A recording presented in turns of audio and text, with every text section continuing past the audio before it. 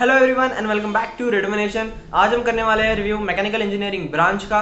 तो इसी के साथ साथ और 2-3 ब्रांचेस के भी वीडियो आने वाले हैं आज, तो ट्राई करना कि आप चारों या 3-4 वीडियोस जो भी आएंगे देख लो।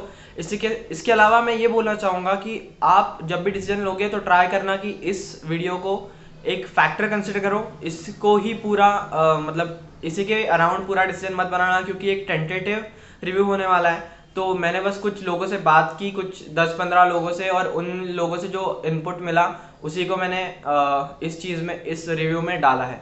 ठीक है, तो या लेट्स स्टार्ट।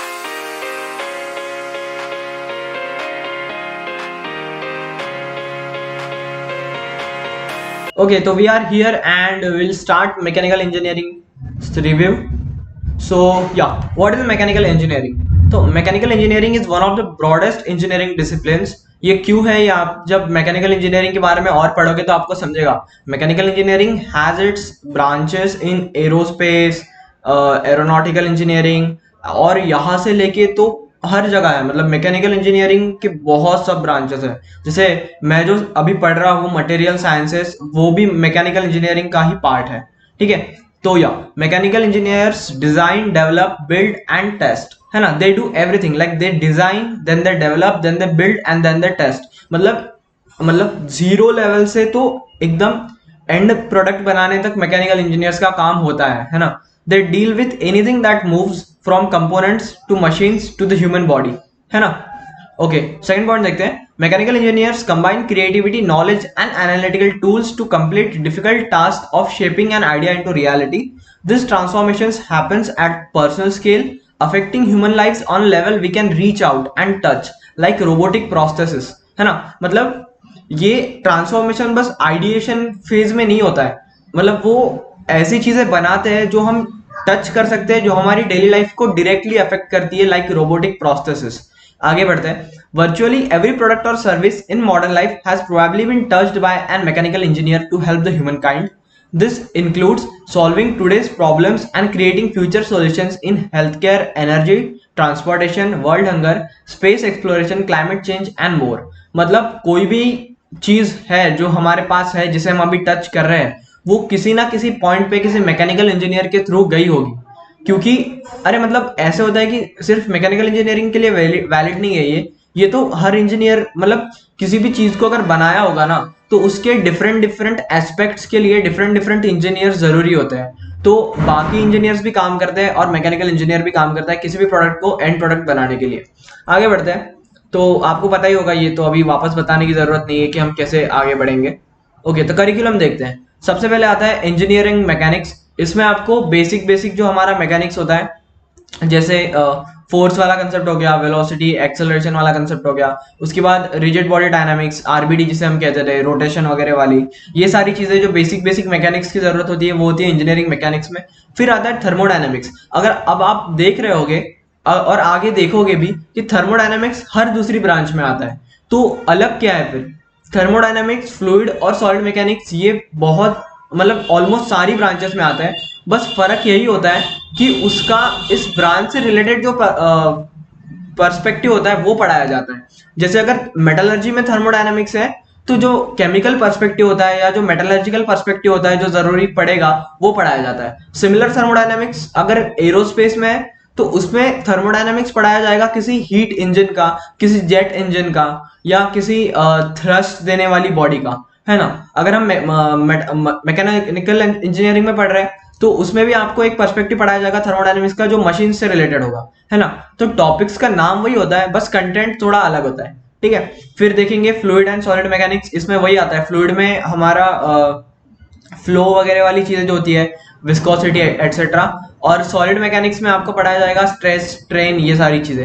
फिर आता है, ये थोड़ा एक नया टॉपिक आएगा आपको, theory of machines and machine design. तो इसमें आपको पढ़ाया जाता है कि एग्जैक्टली मशीन्स कैसे होती है।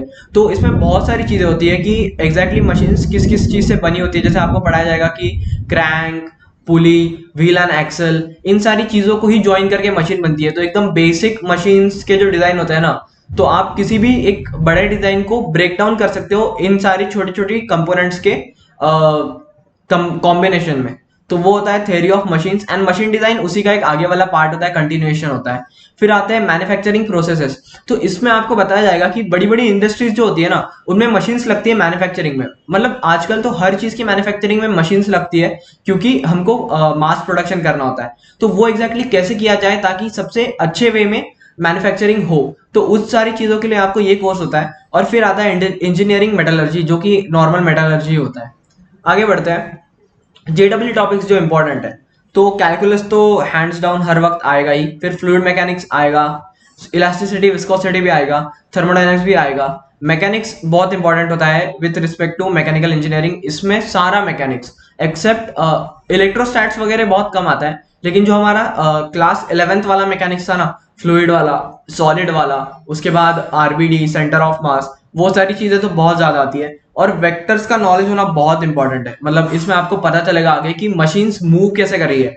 अगर मैं व्हील एंड एक्सल किसी प्लेन में लगा रहा हूँ, तो मेरा जो आर्म है वो कैसे मोशन करेगा, ये सारी चीजें। मतलब आपको 3D और वेक्टर्स का थोड़ा नॉलेज होना चाहिए। आप इमेजिन कर मतलब आपको इमेजिन करते आना चाहिए।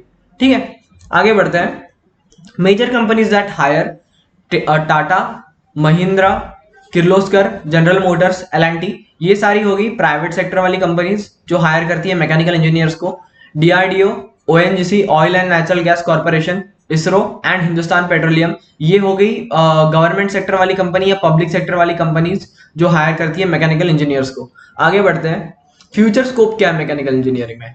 तो या you have a career in research and development, you can have a career in manufacturing, operations, energy and engineering services। तो देखो इसका मतलब क्या होता है। रिसर्च एंड डेवलपमेंट में तो आप मशीन्स को कैसे इंप्रूव कर सकते हो ये पढ़ोगे। मैन्युफैक्चरिंग में आपको बताया मैंने कि आप किसी बड़ी कंपनी में मशीन्स डिजाइन करोगे कि कैसे मास प्रोडक्शन और अच्छा हो सकता है। ऑपरेशंस में होता है कि ऑपरेशंस में भी ऑप्टिमाइजेशन ही करना होता है इन द एंड, कि हम कैसे चीजों को करेंगे ताकि हमको सबसे ज्यादा आउटपुट मिले, मैक्सिमम, और प्रोडक्टिविटी बढ़े लोगों की। मतलब इट कैन बी एचआर, मतलब लोगों के लिए भी हो सकता है या मशीन्स के लिए भी हो सकता है। फिर हम देखते हैं कि एनर्जी में आप कैसे मशीन डिजाइन करोगे कि हम एनर्जी सेव कर सकते हैं। And engineering services is like आपको लैब्स आती है, ठीक है, कैड मॉडलिंग की, जिसमें आपको मॉडलिंग करनी होती है कैड में, कंप्यूटर एडेड डिजाइन कहते हैं जिसे। तो अगर आपको वो अच्छे से आती है तो आप फिर कैड मॉडलिंग वगैरह में भी करियर बना सकते हो। तो और भी करियर्स है बहुत। और फर्दर रिसर्च के लिए तो हैंड्स डाउन रोबोटिक्स नंबर 1 पे आता है when it comes to mechanical engineering. फिर आता है vibration, acoustics and fluid structure interaction. इसमें जनरली मतलब इसका एकदम बेसिक, एकदम हल्की सी, अगर आप मैं आपको मैं एक पॉइंट बताना चाहूँ तो उसमें बस ये होता है कि अगर मैं अगर आपको वेव ऑन स्ट्रिंग आता हो, या एक वो था हमें जिसमें हम हार्मोनिक्स निकालते थे किसी सिलेंडर में, तो एक सिलेंडर था जिसके दोनों एंड्स बंद होते हैं, तो वो सारी चीजें जो होती है ना, अकूस्टिक्स वगैरह या वाइब्रेशंस वगैरह, तो उसी में फर्दर रिसर्च करने के बहुत ज्यादा चांसेस है। उसके बाद आता है बायोमेकेट्रॉनिक्स। इसका मतलब ये होता है कि मैंने आपको पिछली वीडियो में बताया था कि बायोटेक्नोलॉजी आजकल बहुत ज्यादा इंप्रूव हो रही है। तो बायोमेकेट्रॉनिक्स मतलब हमको मशीन्स डिजाइन करनी है वो सारी चीजें करवाने के लिए जो कोई मेडिकल प्रैक्टिशनर करना चाहता है, या जो कोई बायोटेक इंजीनियर करवाना चाहता है। Like we want to operate, तो हमको ऑपरेशन करने के लिए एक छोटी मशीन बनानी पड़ेगी, तो वो होती है बायोमेकेट्रॉनिक्स में। और फिर आता है nano engineering. Nano engineering is like nano technology, but इसमें बस इंजीनियरिंग पर्सपेक्टिव यूज करते हैं हम रादर देन जनरल साइंस वाला पर्सपेक्टिव। तो इसमें भी हम एकदम नैनो लेवल पे मशीन्स वगैरह डिजाइन करते हैं। आगे बढ़ते हैं। ओवरऑल वर्कलोड आई से इट्स 8 आउट ऑफ 10। मतलब ये सब रिलेटिव स्केल पे बता रहा हूं मैं। तो अगर इलेक्ट्रिकल और सीएस का हमने 9 कंसिडर किया है, तो मैकेनिकल का overall workload I say it will be 8 out of 10। आगे बढ़ते हैं। Best colleges in India, they are IIT Bombay, IIT Delhi, IIT Madras, IIT Kanpur. I have heard about Jadavpur universities mechanical engineering, VNIT Nagpur and NIT Allahabad. ये सारे best colleges हैं जो provide करते हैं mechanical engineering में BTech degree.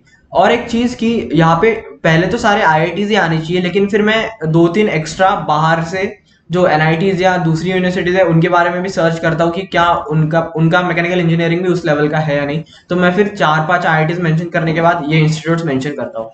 Okay, that's it. Okay, तो I hope आप सबको ये वीडियो अच्छा लगा होगा। अगर आप सबको ये वीडियो अच्छा लगा तो वीडियो को लाइक कर देना, अपने दोस्तों में शेयर कर देना, और अगर आप चैनल पे नए होंगे तो चैनल को सब्सक्राइब कर देना। हमारा नेक्स्ट एम है कि हम 1K सब्सक्राइबर्स पहुंच जाए बहुत ही जल्दी। अपार्ट फ्रॉम दैट आप मेक श्योर कि आप जो बचे हुए 3 वीडियोस मैंने आज डाले वो भी देख लेना। और कल हम और 4 वीडियोस डाल देंगे, तो सारी जो सीरीज़ है ब्रांच रिव्यू वाली वो ख़त्म हो जाएगी कल तक, या मैक्स टू मैक्स परसों तक। तो या दैट्स इट, बाय।